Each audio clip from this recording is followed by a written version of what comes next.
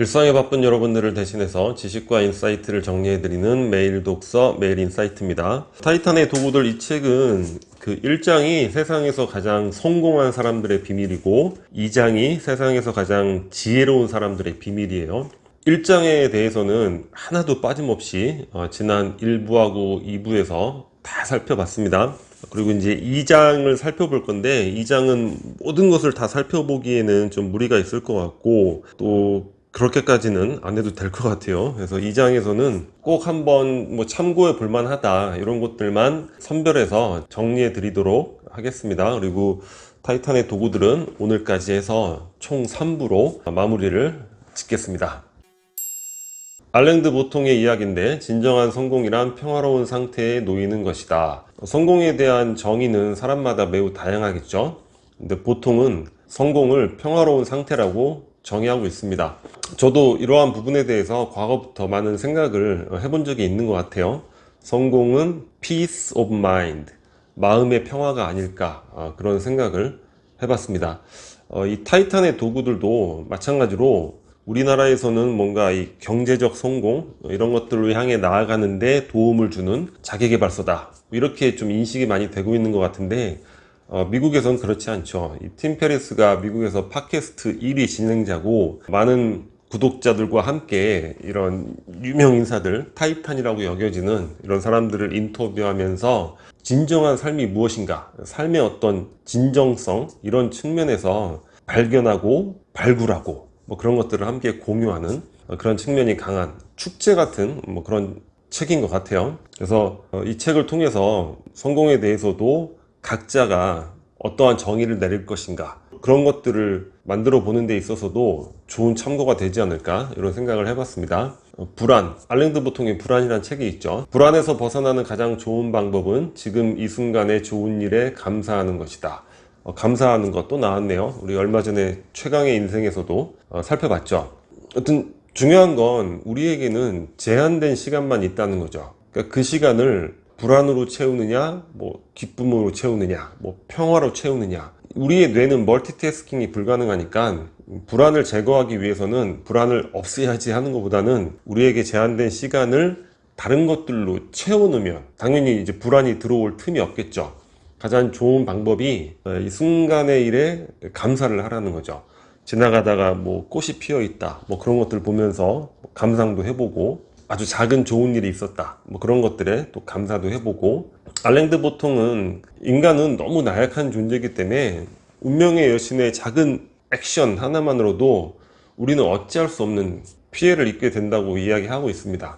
해고가 될 수도 있는 거고 질병이 올 수도 있는 거고 재앙이나 파산이 올 수도 있는 것이고 그거를 자신의 능력으로 제어하겠다, 이 세계를 내가 제어하겠다 이런 것들은 과욕일 뿐이고 항상 작은 일에 순간의 일에 감사하는 것 그런 것들이 우리가 갖고 있는 원초적인 불안에서 벗어나는 가장 좋은 방법이 아닐까 이야기하고 있습니다. 케빈 코스트너는 보디가드, 늑대와 춤을 이런 영화로 유명한 영화 배우죠. 케빈 코스트가 무명 시절에 이제 오디션을 보러 가는데 픽업 트럭에 브레이크가 고장이 났대요. 근데 저기 멀리 서 있는 차들의 후방이 점점 가까워지겠죠. 어디다 들이박아야 되잖아요. 브레이크가 고장이 났으니까. 순간 이렇게 죽는구나 이런 생각이 들다가 다시 이렇게 죽으면 안 되겠구나 이런 생각이 들어서 그 짧은 시간에 궁리를 해서 클러치를 최대한 밟고 차의 키를 뽑아버렸대요. 엔진을 꺼버린 거죠. 그러면서 이제 옆에 있는 갓길로 이제 처박힌 거죠. 살아났어요. 아, 살아났구나, 다행이다 이렇게 해야 되는데 갑자기 무슨 이유인지 모르게 그 오디션장을 향해서 전속력으로 이제 뛰어갔다는 거예요. 오디션을 봤죠. 보통의 성공 스토리라면 그 오디션에서 됐어야죠. 그래서 지금의 케빈 코스트너가 있게 되었다. 그런데 오디션에서 탈락을 하게 됩니다. 근데 중요한 건 이런 경험을 통해서 케빈 코스트너가 정말로 내가 배우가 되어야 하겠다 열망을 갖게 되었다는 거예요. 그 전에는 주변에서 너 배우 한번 해봐, 그래 해볼까? 이런 수준이었는데 죽을 뻔한 경험과 그 오디션으로 달려가서 탈락은 했지만 굉장히 또 재미있게 오디션에 응했다고 합니다. 그러면서 갑자기 두려움이 엄습했다고 그래요. 근데 그 두려움이 무엇이냐? 자신이 원하지 않는 삶을 계속 살아야 할지 모른다는 것이었다. 인생도 제한된 거잖아요. 이 제한된 인생에서 내가 진정 하고 싶은 것이 있는데 그것이 아니라 원하지 않는 일만 계속 하면서 살 수도 있겠네? 이런 것들이 엄청난 두려움으로 다가왔다는 거죠. 배우에 대한 열망을 갖게 되면서 배우만 될 수 있다면 남들이 싫어하고 내가 원하지 않는 일이라도 기꺼이 내가 해내겠다. 이런 용기를 얻었다는 거예요. 자, 두려움과 용기 어떻습니까? 우리가 제한된 시간이잖아요. 두려움보다는 용기로 우리의 시간과 감정을 채우는 게 더 중요하겠죠. 팀 페리스 본인의 경험담입니다. 팀 페리스가 이제 성공을 꿈꾸면서 열심히 산 거예요. 회사를 설립하고 하루에 15시간씩 일했다고 합니다. 하루 종일 일만 한 거죠. 성공하기 위해서. 그런데 일하다 보니까 어때요? 이렇게 살다간 죽겠다 이런 생각도 드는 것이고 1년 좀 재충전 하고 싶다.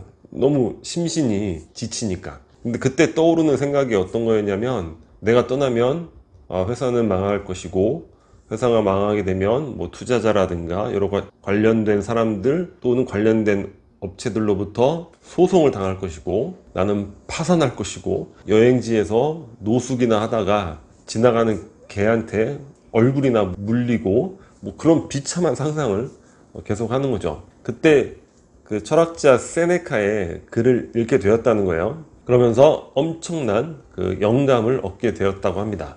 이 글은 우리 채널에서도 제가 한 2번 정도 살펴본 것 같아요. 루실리우스에게 쓴 편지. 인터넷 검색에서 전문을 한번 살펴보세요. 짧게 소개해드리면 무슨 얘기냐면 평상시에 최악의 상황을 대비한 연습을 미리 해두어라 이런 얘기입니다. 세네카가 이야기하는 거예요. 루실리우스야.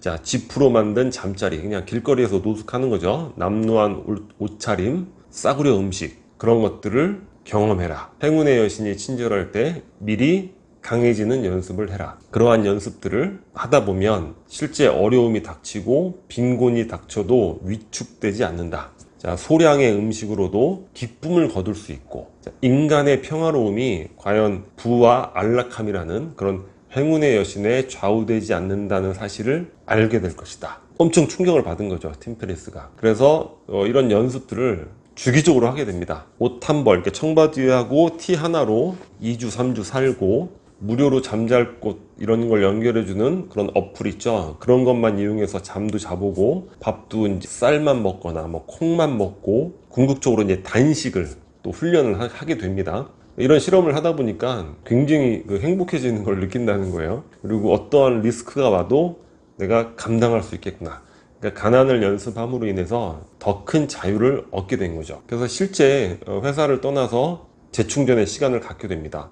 근데 그 전에 뭐 파산하고 소송하고 뭐 여행지가 거지되고 이런 상상을 했는데 그렇지 않고 회사에서 따박따박 여행비 지원을 받으면서 할 수 있었다고 그래요.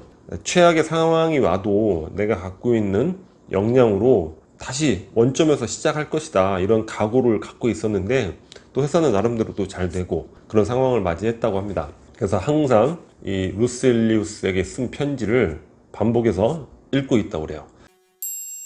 말콤 글래드웰, 아웃라이어, 티핑 포인트, 블링크. 우리 채널에서도 많이 다뤘죠. 굉장히 유명한 작가입니다.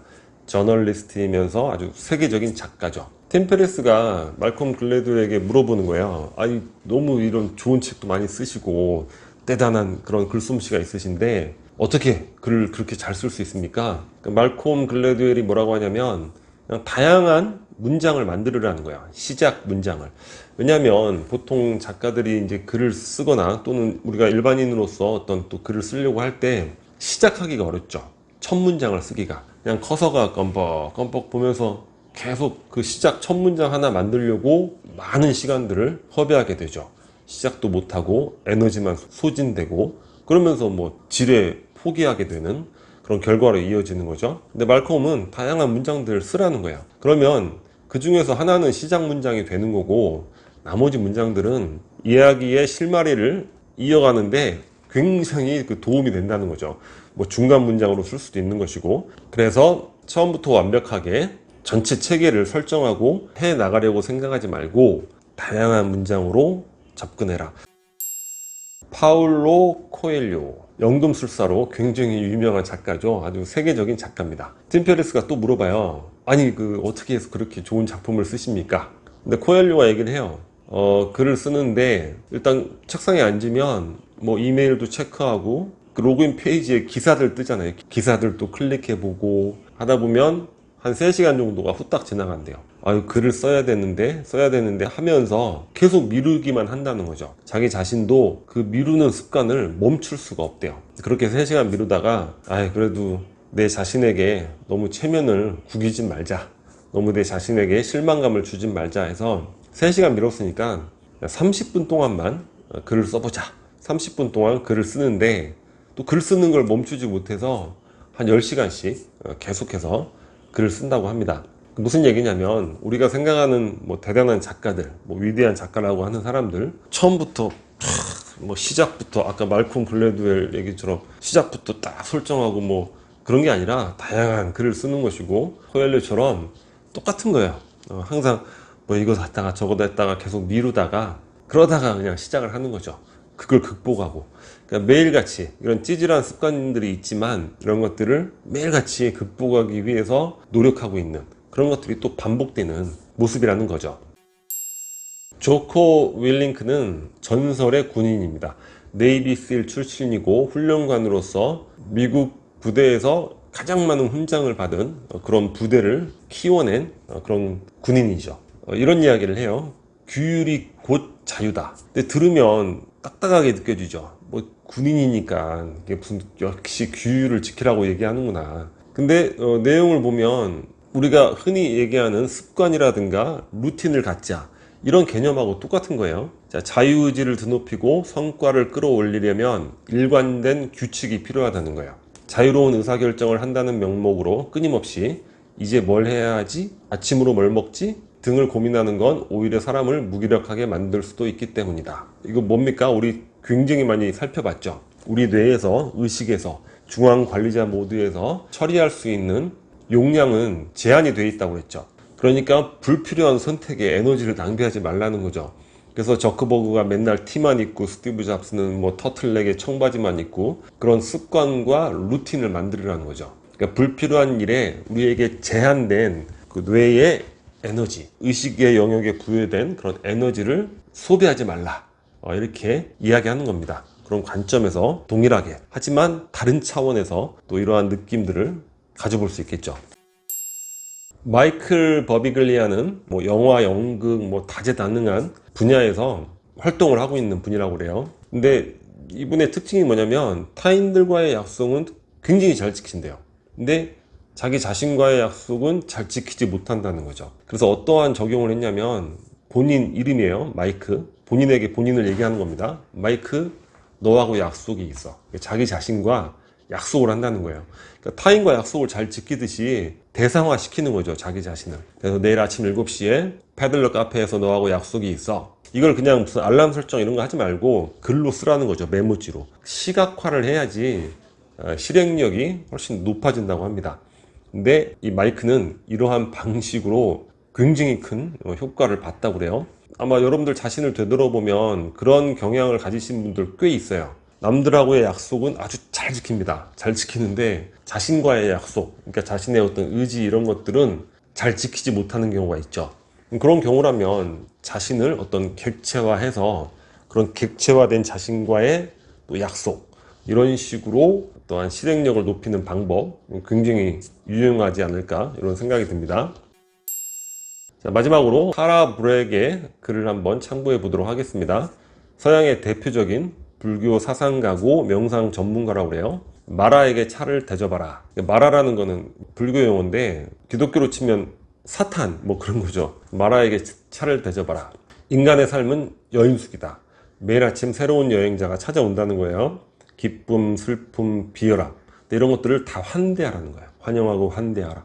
어두운 생각, 수치스러움, 원한, 이런 거 뭐 하나 휘말리게 되면 뭐 이건 몇 날 며칠 가는 감정들이죠. 그런 것들을 웃음으로 환대하고 맞이하고 안으로 초대해라. 이런 부정적 감정을 어떻게 해결할 수 있냐면 그 감정, 그 존재, 부정적 감정이라는 그 존재에 이름을 붙이라는 거예요. 이름을 붙이고 바라보면 그 감정에 휘말리지 않는다는 거예요. 감정과 싸우려 들면 모래늪에서 허우적거리는 것과 똑같이 더 깊이 담길 수밖에 없다는 거죠. 예를 들어서 불안이 찾아왔다. 내가 하는 일에 대해서 성과가 너무 안 보이는 이런 느낌.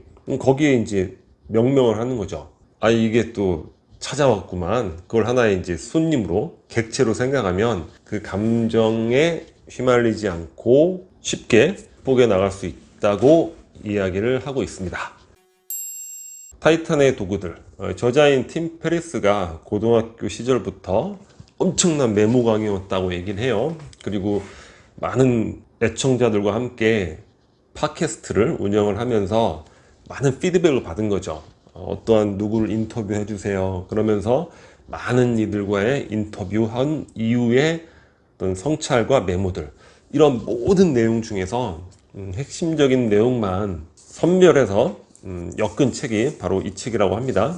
여러 가지 다양한 좋은 내용들이 있어요. 제가 3부로 살펴봤지만 그거 이외에도 천천히 읽으면서 사색해 볼 수 있는 내용들이 많이 있는 것 같습니다. 이 책은 기회가 되신다면 꼭 한번 반복해서 읽어보시기를 추천드립니다. 자, 그러면 타이탄의 도구들 3부 오늘까지 해서 마치도록 하겠습니다. 여기 캐리커처가 구독 버튼이고요. 구독과 좋아요 많이 부탁드리겠습니다. 감사합니다.